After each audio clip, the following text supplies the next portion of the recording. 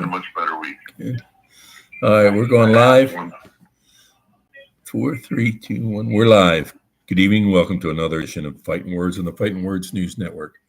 Fighting Words is brought to you each and every night of the week in grateful appreciation to the men and women of the United States Armed Forces, the men and women police and fire services, the doctors and nurses and first responders that deal with COVID, and the wonderful people in the supermarkets that keep those shelves stocked, especially when we get into these tight food problems we're having.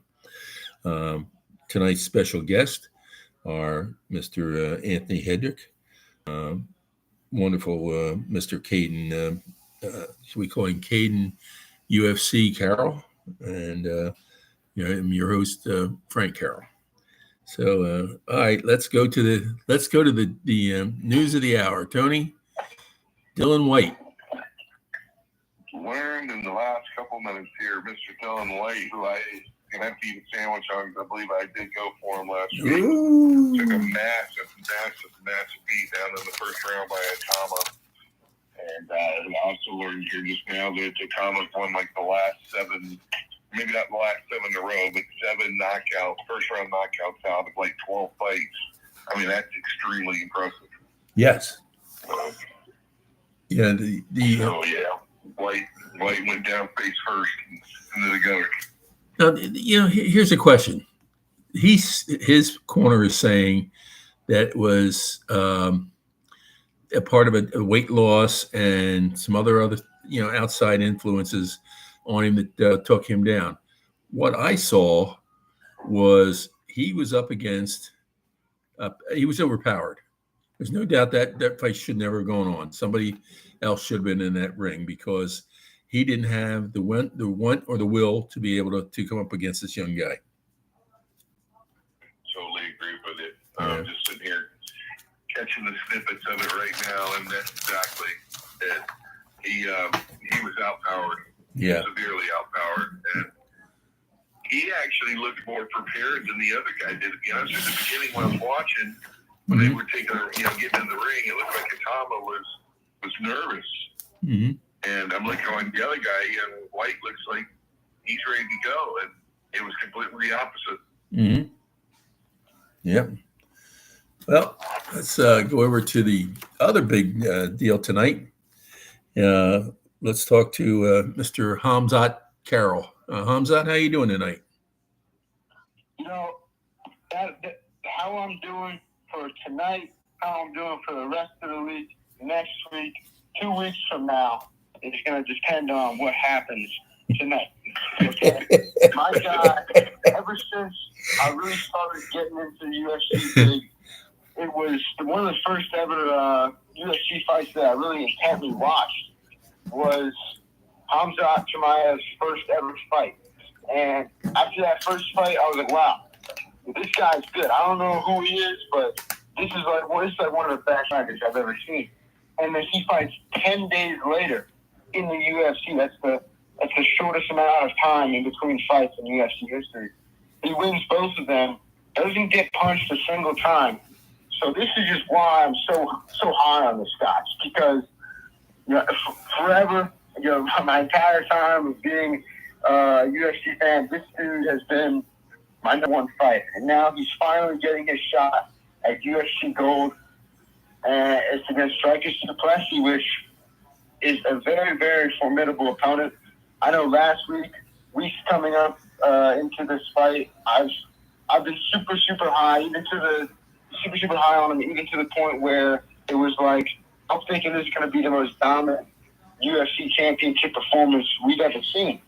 And I'll still stand by that if this fight ends in the first or second round, it will still be that.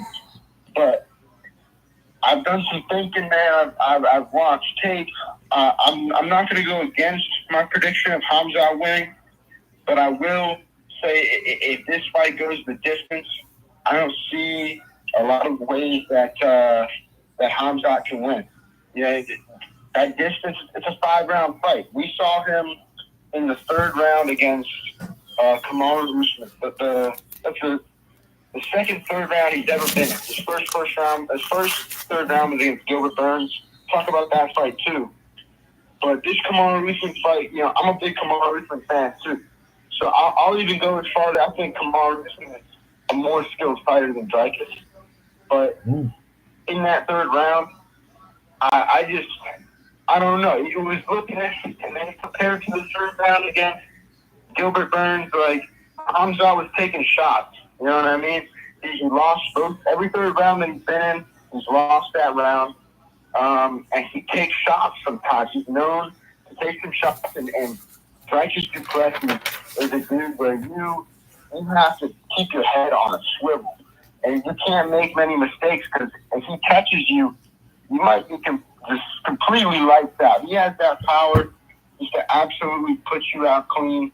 And I'm hoping that's not what happens. But if he gets caught one too many times, I'm sure it's going to happen. Mm-hmm. If that is how the fight goes. But I'm still going to say that Hamza goes out there very aggressively, takes him down a couple times in the first round. And if he doesn't finish it in the first, and he doesn't finish it in the second, which I think he will.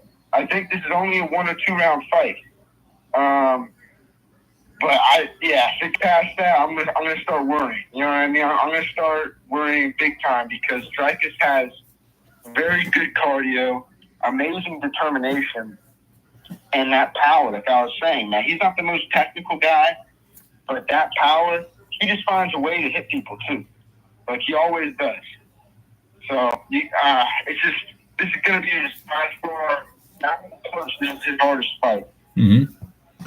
All right. I hope he can bring it out, and I think he will. Okay. And at this point, we want to bring in our sponsor, Tony's Sandwich and Pie Company in Northport, Florida. Tony is noted for a very special sandwich that has passed around this season. I think, Caden, I think you got one, and I think Z got one. And me being Switzerland, I don't get any, so thank God for that. Right, Tony?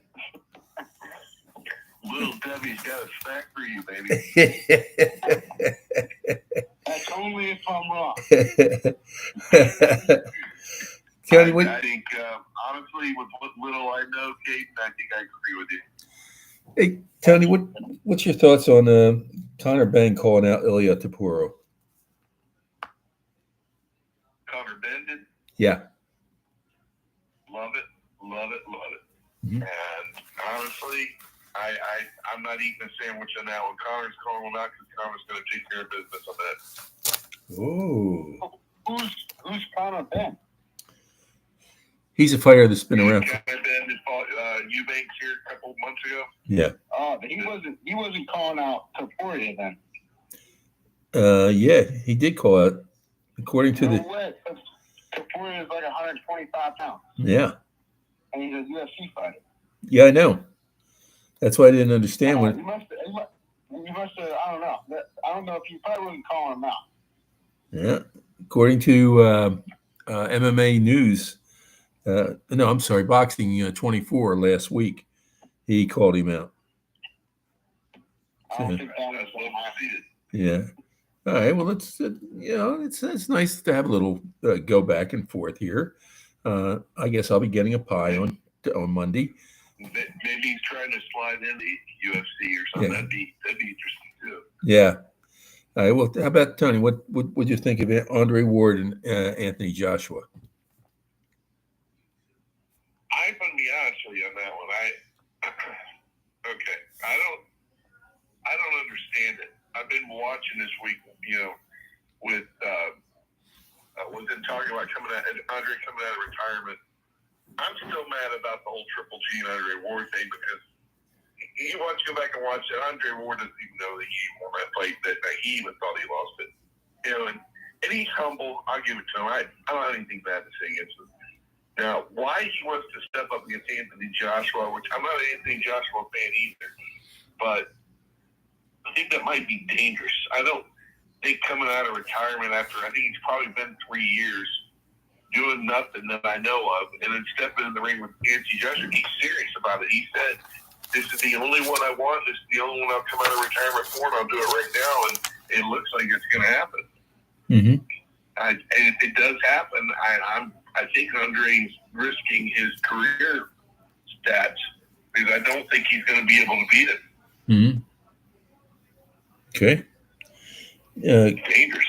Caden, what do you think of Roman Dulich and Anthony Hernandez last week? I think Anthony Hernandez is just an absolute sniper, man. I feel like he's always been a sniper, but that ground game surprised me. We get the submission win in the fourth round, but Roman Dolidze, I don't know if there's a lot of main events in his future anymore.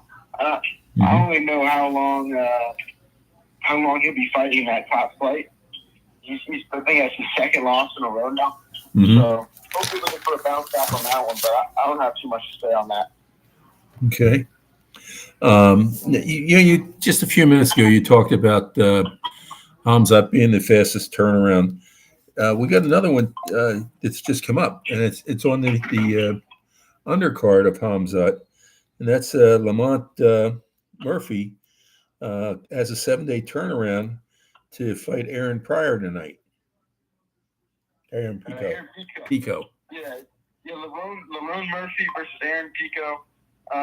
This is a fight that he was supposed to fight Mazbar Evelev. I think a couple of months, maybe weeks ago. I don't really remember.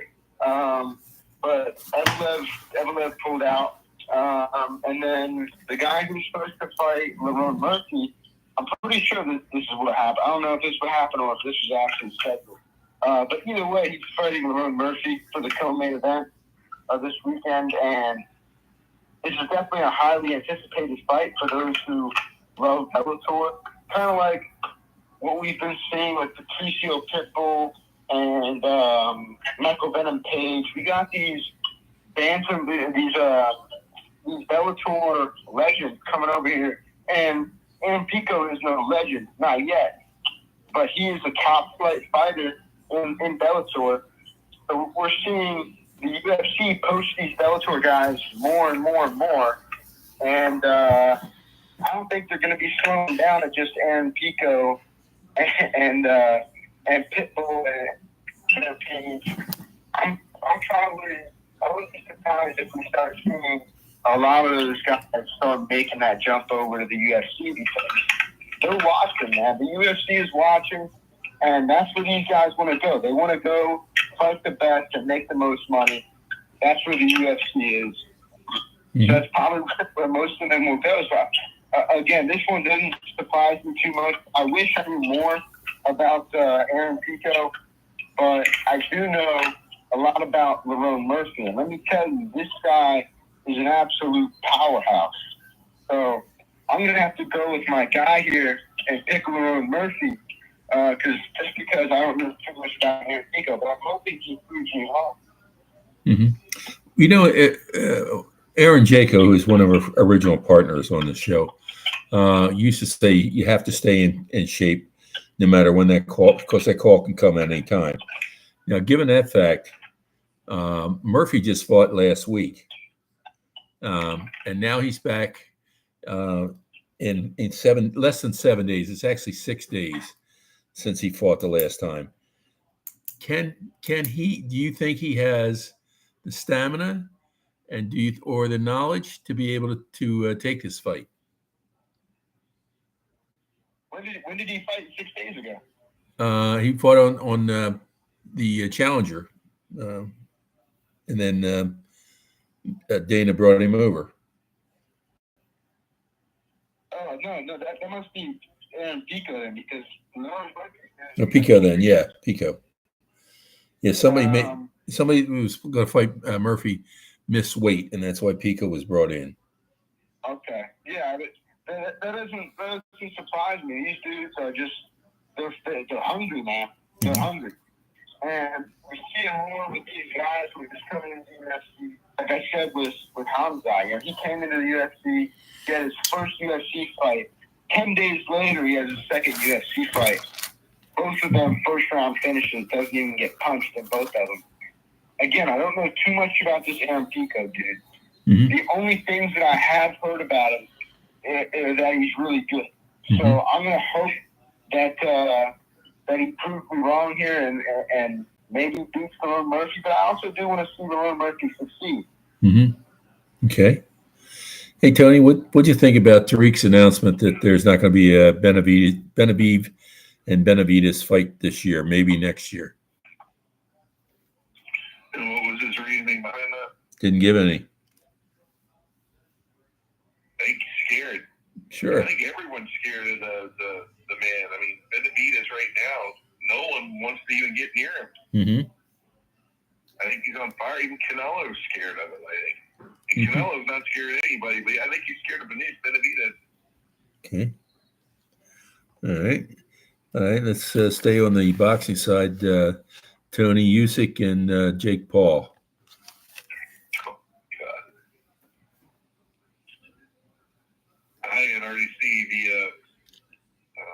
the other people listening to this and just going, oh, here we go again. First of all, the question is it been announced or is it in the works? Yes. It's supposed to be, it's signed for to go in January of 26. I can tell you right now, there is absolutely zero chance that Jake Paul will ever get in the ring with Usyk and walk out either the victor or even a tie of any sort. There's no way it will ever happen. He can't be that guy. And if he is, then we're all going to know that it's been deception this entire time. Mm-hmm. Okay. Well, he won't be doing any training for the next couple of weeks because he's over in Italy. He just got married yesterday in Italy to one of the Sports Illustrated models. So He took the plunge. yeah. Caden, let's see. What's your next one here? I got that. We already did it in this here. John Jones officially comes back into the fold and accepts to get into the drug pool now. What's your thoughts? Is he going to fight, or is he just doing this for shooting his mouth off? I mean, you never know at this point. He did it right after they announced. I think it was right after July 4th. He announced that he was getting back into the drug testing pool because Trump announced that he wanted to fight at the White House the next year's July 4th. So him being, he's a big Trumper. He loves Trump, so he wants to fight on that card, and he's saying that he'll do whatever it takes to fight in the White House. But Dana White has come out and said, and it's like our precious, they asked him about it, and he said, I'm not going to put John Jones on the White House card. I don't feel comfortable putting John Jones on the White House card because he might screw it up. You know what I mean? Like, that's the biggest thing that's ever happened to the company. You don't want an unreliable guy to possibly mess it up, because if John Jones is on the White House card, he's the greatest UFC fighter ever, and this is the greatest UFC event ever. He's going to be the main event. Mm-hmm. You know what I mean? So, and there's so much risk with John Jones. You don't know if the fight's even going to happen, even if they sign it. You know what I mean? You really don't know what's going to happen with him, especially with the whole fiasco with Tom Aspinall, where he just held out and held out, right. And then he just retired. So I could see Dana having, feeling a certain way towards John Jones and not letting him fight on that card. And I feel like if it's not the White House card, John will not be there. Right. You know what I mean? But John will not fight if it's not on White House grounds at this point. Mm-hmm. So it really, him entering the drug pool all depends on if he can actually get a fight there. Right. Well, do you think that Aspinall will be on that card at the White House? I think they're definitely going to try and load it up with American fighters. I don't know. I wouldn't be surprised if he was. Right. But I also would be more surprised. I'd be more surprised if he was than if he wasn't. You know what I mean? Like, I Right. expect him to not be on the card because the guys who he'd be fighting wouldn't be American. Right. So you can't. And Tom Aspinall, like, he's going to be the main or co-main event. So, you know, you don't want the main or co-main event on the most American event in American history to have two dudes who aren't American. Right. I'd imagine there's going to be an American on at least every single fight, which is why it would be great to have John Jones on there because he could go fight Tom Aspinall and you know, try and beat Tom and do it for America and stuff like that. That would be pretty cool. But I get where Dana White is coming from. You know what I mean? Mm-hmm. Where he doesn't want him to go in there and screw it up. So Right. I'd be more surprised if Tom was on it than if he wasn't. Okay. Well, here's another question since you brought up Dana White. The biggest news, I think, in boxing or AMA, no, I'm sorry, boxing or MMA world last week was that Dana sold the rights, the television rights, for $7.7 billion Mm-hmm. to Paramount. And you know, just for reference, $7.7 billion. That's roughly the approximate cost of the Dallas Cowboys. Mm-hmm. You know what I mean? That's roughly the cost of the most valuable sports team Right. on planet Earth, just for the rights of it. You know, and I love it too because I already own Paramount, and I'm not gonna stop using Paramount. I'd assume they're gonna bump up the prices. You know, I had Paramount in the first place because Right. number one, it's cheap, Mm-hmm. and they got all the soccer on there, right? Right. So for me, this is a big win because it's something I'm already paying for. You know what I mean? I don't Right. feel like I'm gonna have to go out and buy a new thing to go watch UFC. Right. And the entire year's price of Paramount, I think, is like $100. Right. Where a singular pay-per-view event, which there's 12 of them a year, are $90 each. Mm-hmm. Like $90 to watch UFC, Right. and you're blaming me for pirating every single event. Right. Like, come on now. Like, you know, I'm going to do that. You know, everyone else is doing that. Sure. So I think them getting this deal is just going to bring in more revenue because more people are pirating these events and getting it for free compared to the people who are buying the events. You know what I mean? Right. So I can just imagine there being a big. They're going to make money no matter what. It seems like they're not going to make, but they'll make money from this Paramount deal. Good. Tony, talk about making money. Tank Davis finally got his legal troubles cleared up down in Miami. I guess the girlfriend dropped the abuse charges, but he's turned around. Yeah. How many times have we see that? Let me get this guy out of here. Yeah. But he's got a rematch with Lamont Roach. What's your thoughts? Lamont's got clean clock this time. Lamont's first of all, he won. I think he won the last fight. I disagree with Z on this one. I think Z said that he thought Tank pulled it off. I don't think Tank pulled that one off at all. I don't think much of America thinks Tank pulled that one off. Mm-hmm. This next one, and even Lamont was pissed, but he is severely ready for this next one. I think he's going to give Tank a beat. He might knock Tank out on the next one, possibly. Mm-hmm. He very well may do it because he clearly won that last fight. Anyone's got any common sense, and I'm not a judge, but I mean, I sat and watched it, and there was just no way they could give it to Tank, and they did. So nobody really knew who Lamont Roach was. If they want to call it close, I mean, obviously when it's close, they kind of lean towards your poster boy. They're not going to poster boy and all the money run away. Right. You know? Well, let me ask you another one that surprised me this week was Nick Ball taking Sam Goodman. Did you really think he was going to lose against Sam? No, but I didn't think it'd be that fast the way he took him down. He was less in the first round. Did that the Nick Ball fight? No. I'm sorry. He went in the later rounds. He got tight. He really got. Yeah, I think it was all 12, wasn't it?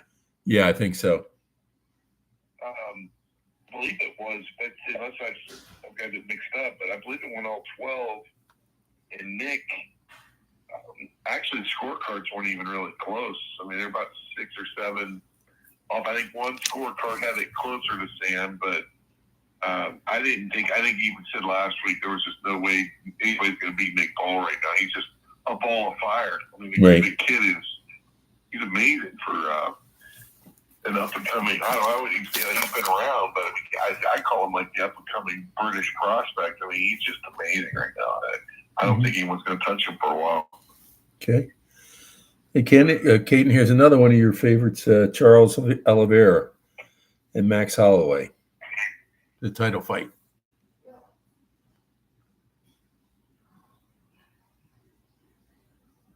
Caden? What's up? I didn't hear you. See? Stop watching TV. The Charles Oliveira and Max Holloway title fight. Is that happening? That's for BMF. Yes. I think that's an interesting one. You know, I think obviously I'm gonna have to lean towards Max winning that fight, but I think there's plenty of ways that Charles gets it done. I mean, if I'm being truthful here, and I think this is a big statement, I think right now Charles might be a tougher fight for Max than Dustin Poirier was. Mm-hmm. You know, I just think he poses more of a threat to end the fight, and I still am going to lean towards Max in that fight, but if it does happen, or when it happens, I think it's an evenly matched fight. I like that one. Okay. Well, you know, Oliveira is already signed to fight Rafael. Was it Fiziev in October? Yeah. How is it? How you say it? Fiziev. Fiziev. There's a V at the end. Yeah. Okay. Yeah, I saw that now. And what's your thoughts on that one? That's one where I would completely lean towards Charles Oliveira to win that fight. You know, I like Rafael Fiziev a lot, actually. I think he's an extremely talented, fast, fun fighter to watch. But he doesn't have that ground game. You know, he doesn't have it like Charles does. He hasn't been at the top of the sport like Charles has been at the top of the sport. And I just think that matters. And stylistically, it's a bad matchup for Fiziev. So I take all of it. Okay. Tony, what'd you think about Flip Hervix and David Adderley? I'm not real familiar with what's going on with those two. Yeah, Flip took about 3 minutes to take him down. It was one of those. Again, it was a I don't know what the matchmaker was thinking when they put those two together, because it really was an embarrassment for Adderley. He just he folded real fast. It was a flurry of jabs and uppercuts by Flip, and he just didn't seem to. He didn't even. My best thing to say is he didn't work up a sweat for the fight. And there's a lot of weird things going around. You know, the setups, the matchups right now that are. You know, I think they're trying to shuffle through the deck a little bit. I was looking at the top 10 heavyweight boxers earlier today, and a bunch of names down here at the bottom that you've never really even heard of that have, you know, some. I think one of them was undefeated, and you don't see you don't see Deontay Wilder anywhere on there. Mm-hmm. You know, and it's just, I mean, he might be way down below 10, but he's not even in the top 10. Mm-hmm. And some of these matchups that they haven't even done, they're leaving a lot of these people down at the bottom of the list. Mm-hmm. And there's probably 3 or 4 names I don't think I've ever even heard of before that were like damn near undefeated. So I don't understand some of these crazy matchups they're doing. Maybe they're just trying to kind of get a lot of the fluff out of the way for all the bigger fights that they've got going on. Mm-hmm. Okay. Well, the other thing that I noticed this week was that Roberto the Ghost Duran was inducted into the Nevada Boxing Hall of Fame. What's your thoughts? Much deserved. Absolutely. Mm-hmm. Thank God they finally did it. Mm-hmm. He was a badass. Yep. Okay, you got anything on that one? I'm with Tony on that one. I'm surprised he wasn't there already. You know, I can imagine. Why is it specifically Nevada? Is that where I can imagine that's probably where he's from? Yeah, that is. Okay. Yeah. My only thought on that one is why wasn't he in it years ago? I mean, this dude is one of the greatest to ever do it. Fought some of the greatest to ever do it. Beat some of the greatest to ever do it.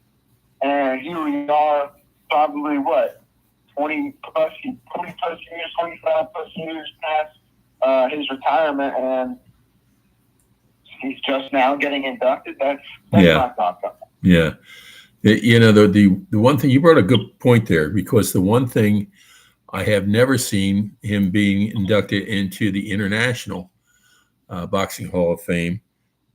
Excuse me. Even though our last two guests, both Bernard and what's his name? I'm a brain fart here. Russell Peltz have both been inducted into the International Hall of Fame. So that sort of surprised me that when I looked through there, he hadn't been, but like you said, hadn't been inducted at all. But I was talking to Dave Tabiri Wednesday. Dave fought for a national championship and got screwed, and he and Bill, the senator Bill Roth from Delaware, were going to put this big bill in, and Roth just blew smoke up his ass. He wouldn't. He didn't have enough votes to get this thing through about truth in boxing, and it was a bad bill, so it died in the House. It didn't even get to the Senate. But he was talking about the New Jersey Boxing Hall of Fame, and the fact that they were even thinking of putting Cornflake LaMotta in. And I said, well, wait a minute. He's still boxing. How can he win? And he said, it all comes down to the people on the board that are voting. And we saw that with Dick Allen. Dick Allen should have been in the Baseball Hall of Fame 25, 30 years ago. The controversies that went around that guy was absolutely stupid. And it all has to do with racial problems. He was a very calm, very quiet man. But if you shook his hand, when he shook your hand, that hand would go all the way up to your wrist. I mean, he just had huge hands. And he used to use a 40-ounce bat. And that's why he could hit so many home runs. But here we are. And it was all because Jerry Reinsdorf from the White Sox would not let him in because he had left him a contract, and he refused to take the contract. And that's where I got I know I'm just going on a soapbox there. I didn't mean to, but it's interesting to see how these people get into the Hall of Fame, how these people, and Tony, you talked about judging earlier. As you know, our frequent visitors, Bob Alexander, he works actually for Big Mike Productions and does all the announcing for fights around, and even been to Dubai with him. But he told us that his first wife wanted to be a judge. She wanted to go, since she was going to all the fights with him anyway, she wanted to be a judge.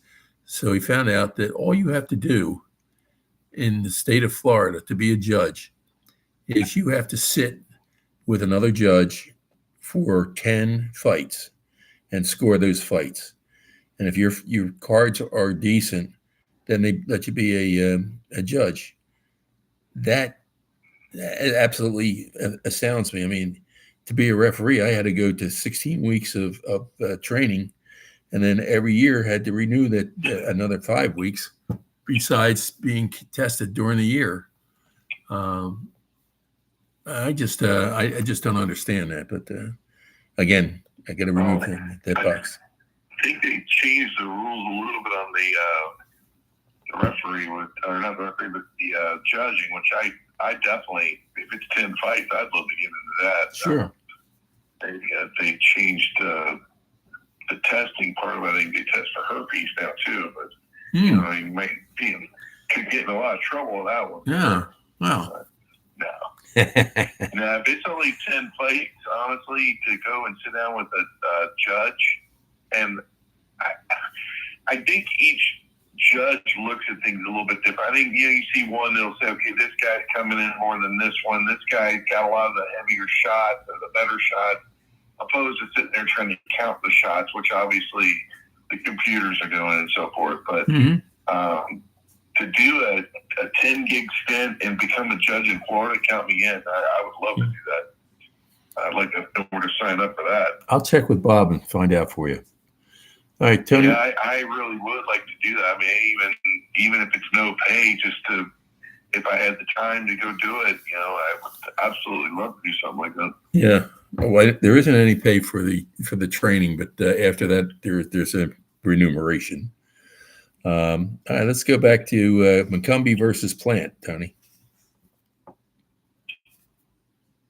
McCumbee versus Caleb Plant? Yeah.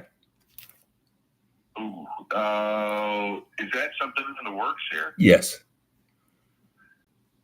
2 weeks. 2 weeks out. You know, what's been getting prepared? There's so much stuff going on lately with preparation of different fights. But right now, if I'm not mistaken, did Caleb lose his last fight? Yes. I thought so. I'd say he's on fire, but I think he did lose that last one. Call it a bad night for him. I still say he's got it in him. I think he could be able to make a comeback. He's the comeback type. Mm-hmm. He likes to set points and prove things. Mm-hmm. And he's the I told you so kind of guy. So it wouldn't shock me to see him come back and take it. Okay.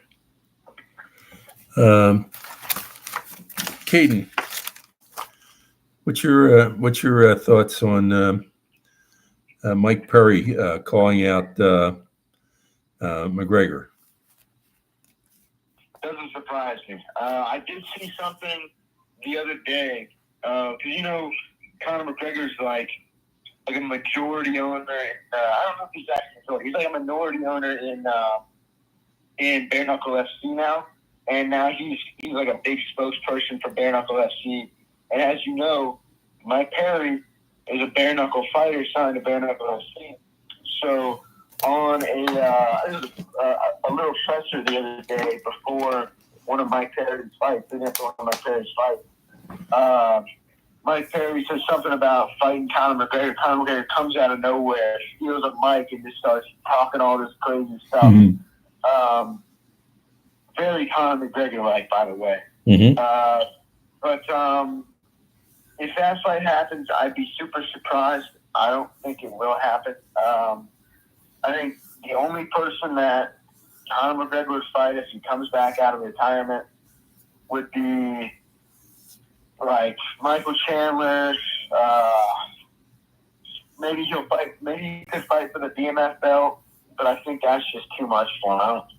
If he fights Max he fights Max Holloway, he's going to get knocked out cold in like 2 seconds. You know what I mean? Mm-hmm. You can't just go off of, how much has it been now? Like 3, almost 4 years? Probably 4, closer to 5. Yeah.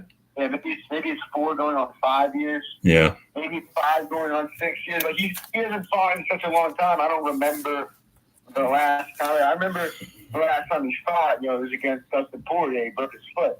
But I don't remember the time. Like, it's really been that long ago. And it's crazy to say that because he's probably still one of the biggest names in the entire sport. And he hasn't fought in years. In absolute years. That just shows how much of a superstar Conor McGregor really is. Right. This dude is an absolute superstar. You say his name, and money follows because people follow it. It's a big name that everyone knows. Mm-hmm. So if you were to fight anybody, I'll guarantee you it won't be Mike Perry. It has to be somebody else with at least a name that's still relevant. Because you're not going to get somebody who's as big as Conor McGregor, but somebody who's relevant. You know? Well, we talked earlier today about Conor McGregor and his I don't want to say ban, but his dismissal from UFC by Dana and all the things that he's doing now. I don't know if that was dismissal by the UFC. It was just kind of like, all right, this guy's probably not going to fight. They just released him from his roster, like the online roster. Okay. No, I don't know how the guy gets a chance to do anything. He's running for governor, running for president of Ireland. He Not has yet. Not yet. He has the share of bare knuckle fighting. He's got owns a Irish liquor company now. And by the way, his last fight was in a bar in New York with an older, a 79-year-old man. I don't even remember that. That's not true. No. That's not true. That fight with the old man was before the fight with Poirier. Oh, okay. Yeah. I know who you're talking about. That actually might have been quite some time ago now. Yeah, it was. Like maybe 2015, something like that. I know it was around the time when he fought Nate Diaz. It was before the first Nate Diaz fight. Mm-hmm. He ended up fighting like a 79-year-old man. That was bad. He kind of just walked up to him and knocked him out. That was really bad. There's stuff like that. You look at it and you're like, wow, this dude's probably a scumbag. Right. This dude most likely is a scumbag. And it's not like anyone's going out here and saying Conor McGregor is the best guy ever. Right. So I don't think we should be super surprised with a dude that openly does coke and does all this crazy stuff and cheats on his wife openly. Mm-hmm. We're not running around saying this dude's a saint. You know what I mean? Right.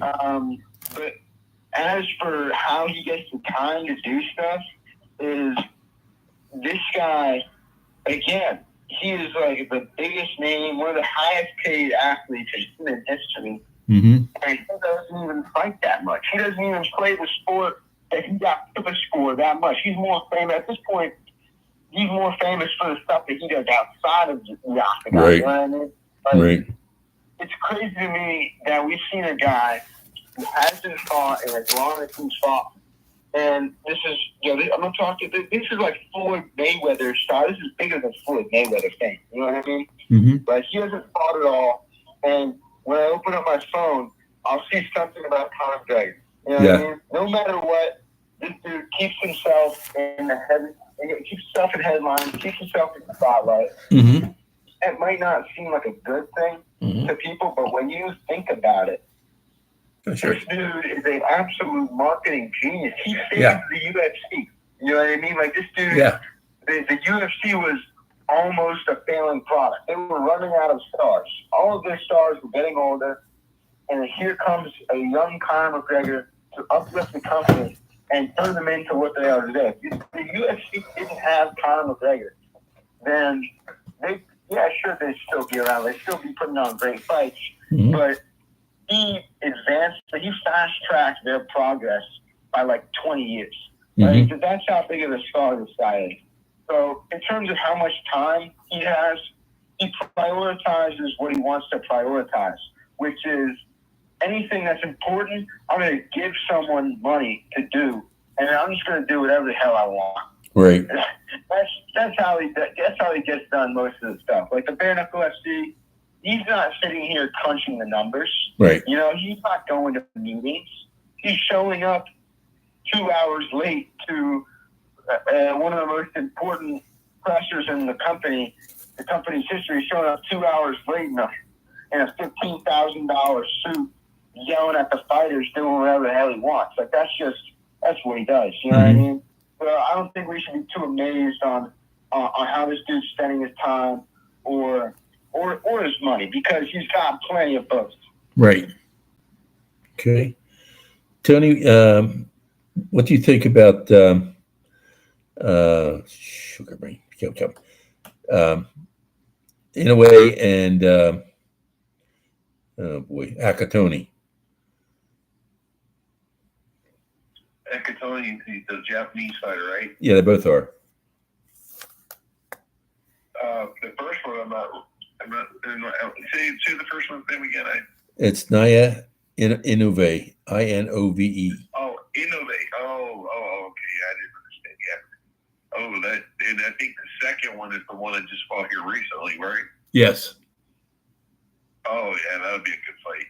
That'd be a real good fight. And Naui or whatever, I think he's, if he's not undefeated, he's close. Yeah, real close. Ranking. But yeah, he's a bad dude. And the other guy just proved himself. So that was amazing what he did. So yeah, that ought to be a very good fight. I'll be looking for that one for sure. I didn't hear anything about that. So yeah, that'd be wonderful. Well, let me ask you one more question on this side.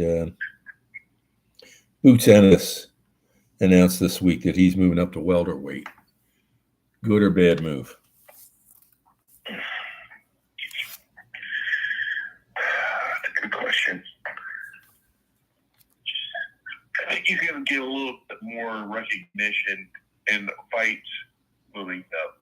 Whether or not it's a good move for him to do it at his age and everything else, and time in his career, I think it's going to be a little rough on him.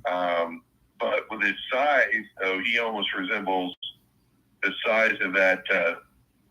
What you said, welterweight. He's up there, so I mean, he's going to fit right in as far as that goes. Just the weight and everything else coming up.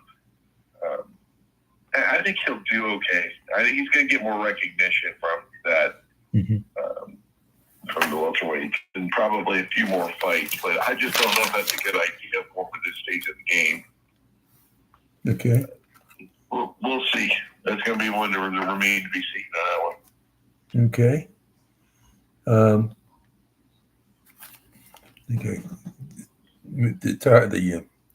lighting in here sucks. A case in Vicente Logue versus Santiago. Jesus Christ, Ponzi. I'll tell you what. I don't know much about that one, but I got some good ones for you. Okay. Tonight, the big fights are not just Lerone Murphy versus Aaron Pico and Hamza versus Dreykus. There are a couple other great fights and notable fighters all over this card. Bobby Green was supposed to fight tonight. Sadly, his fight got canceled. I don't know what happened. I didn't even know that his fight got canceled until tonight. So I don't know if it was wrong on his part or wrong on his opponent's part.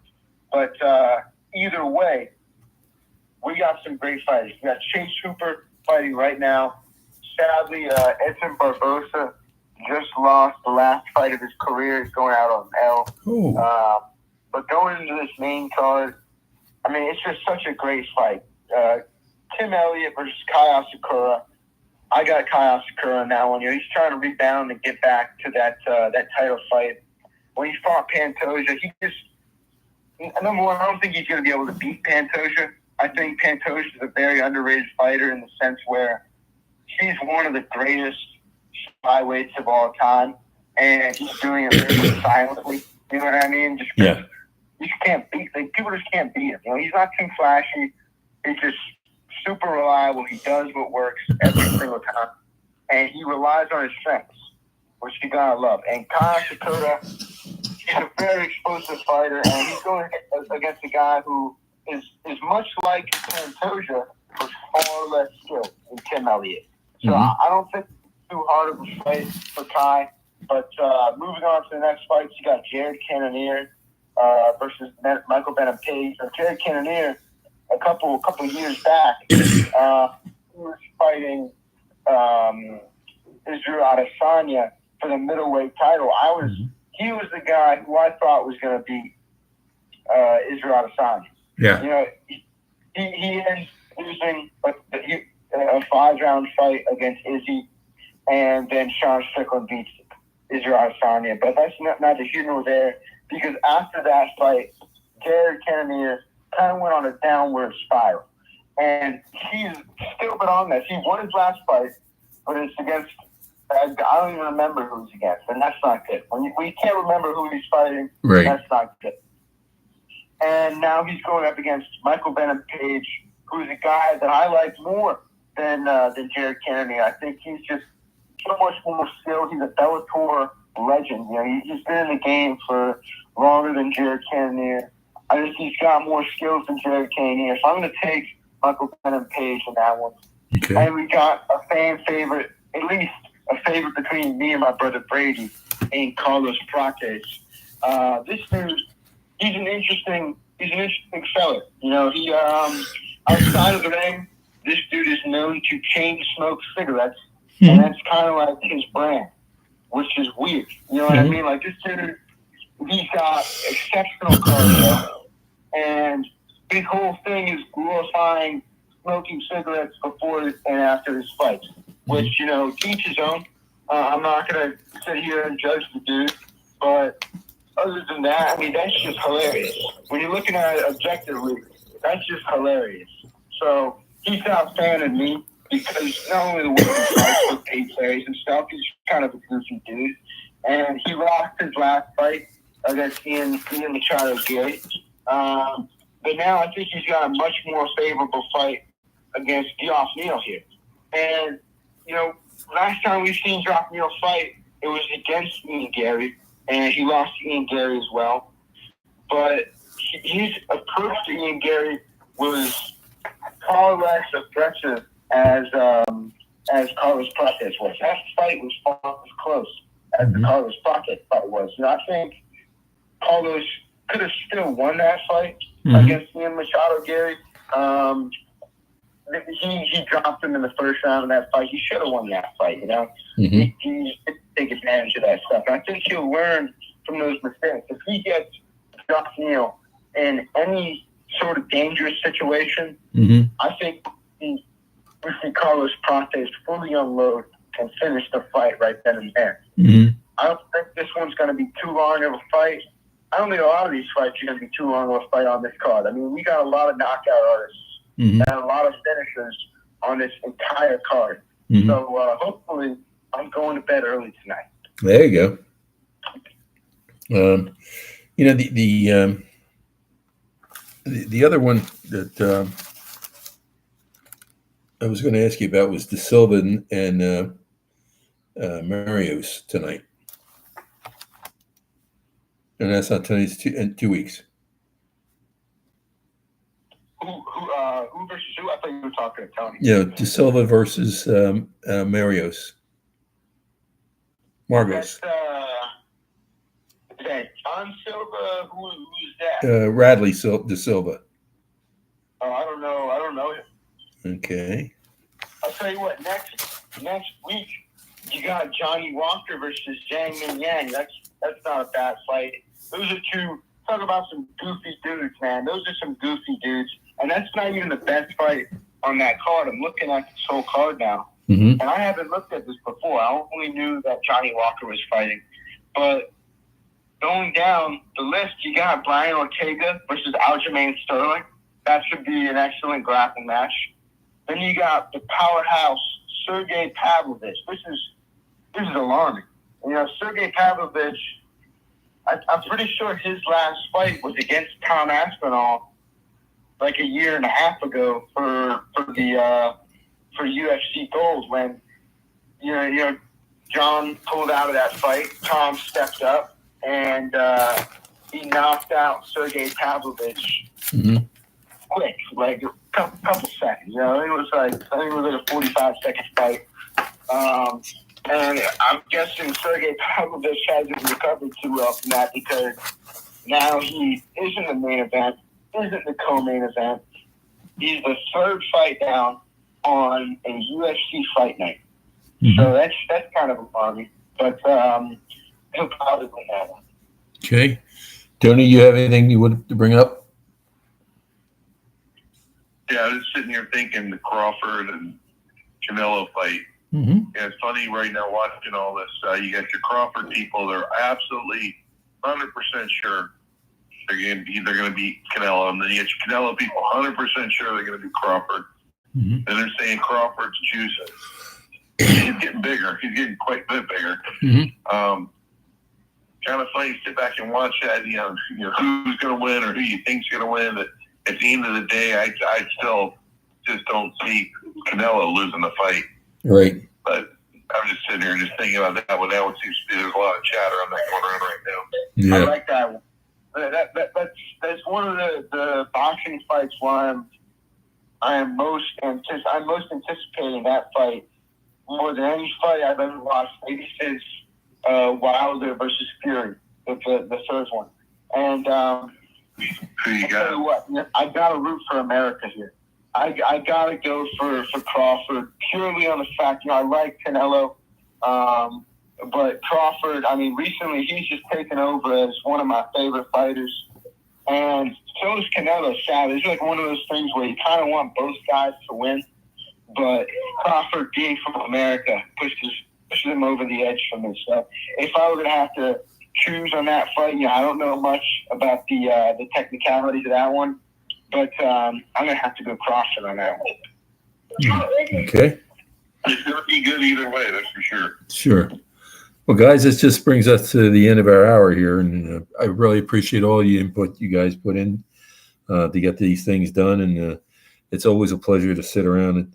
It just that hours go so fast because it's like sitting here at the kitchen table, just talking to a couple friends and really enjoying the conversation and the liveliness of the conversation. So I appreciate it very much, and our numbers are way up again.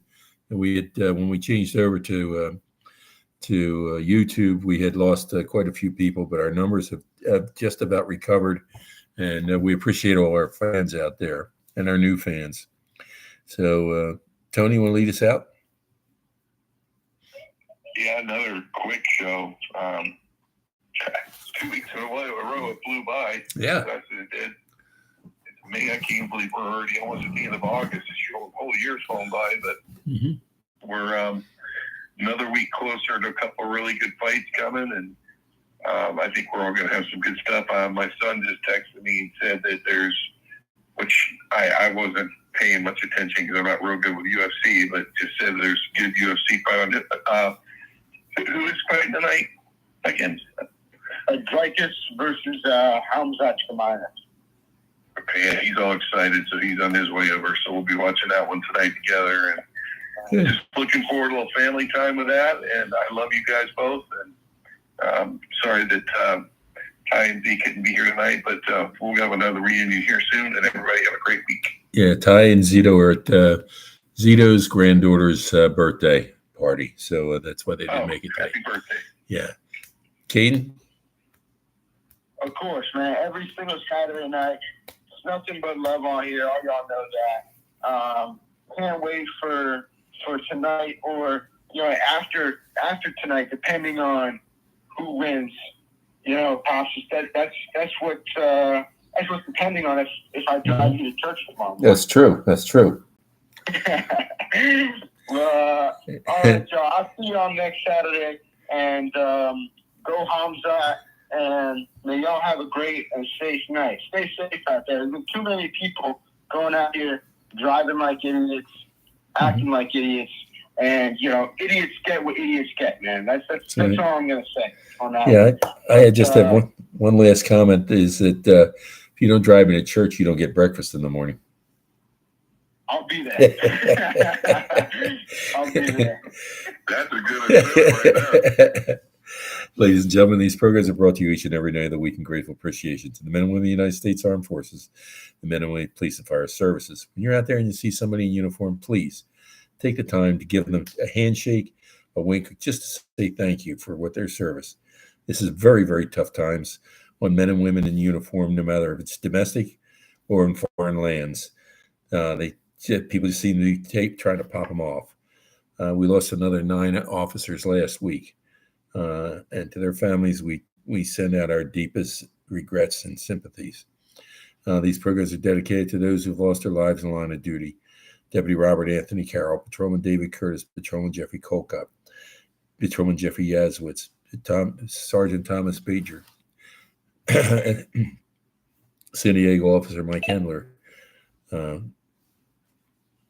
Sergeant Tom Wilson, Charlotte County Sheriff's Department, Detective Randy Bell, Detective Reed Childers, Tampa Police Department, Patrolman Charlie Condit, Tarpon Springs Police Department, Chief Al Hogle, Longboat Key Police Department, Deputy Chief Mike Godwin, Philadelphia Fire Department, Lieutenant Joyce Craig Lewis, Philadelphia Fire Department, Sergeant James O'Connor, Philadelphia Police Department, Sergeant Chris Levake, Hillsborough County Sheriff's Department, Lieutenant Mike Zerba, Newcastle County Police, Patrolman Anafa Crispin, Lakeland PD, Deputy Josh Meyer, Nassau County Sheriff's Department, Captain Matt Letourneau, Philadelphia Fire Department, Lieutenant Captain Chris Leach, Wilmington Fire Department, Lieutenant Ardith Hope, Wilmington Fire Department, Lieutenant Jerry Ficus, Wilmington Fire Department, Chief Jimmy Ford, Wilmington Fire Department, Deputy Mike Hargrove, Pinellas County Sheriff's Department, Trooper Chelsea Richards, Florida Highway Patrol, Trooper Joe Bullock, Florida Highway Patrol, Trooper Zachary Ben, Florida Highway Patrol,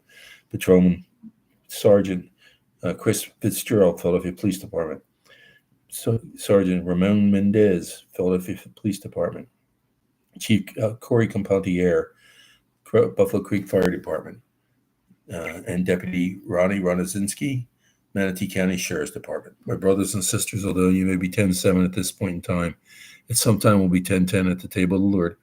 Until that time, may the roads rise up to meet you. May the winds be always at your back. May the rains fall softly on your fields and the sun shine lightly on your face. Until we meet again, may the good Lord keep you and your family always in the palm of his hands. Good night, God bless, and have a great week.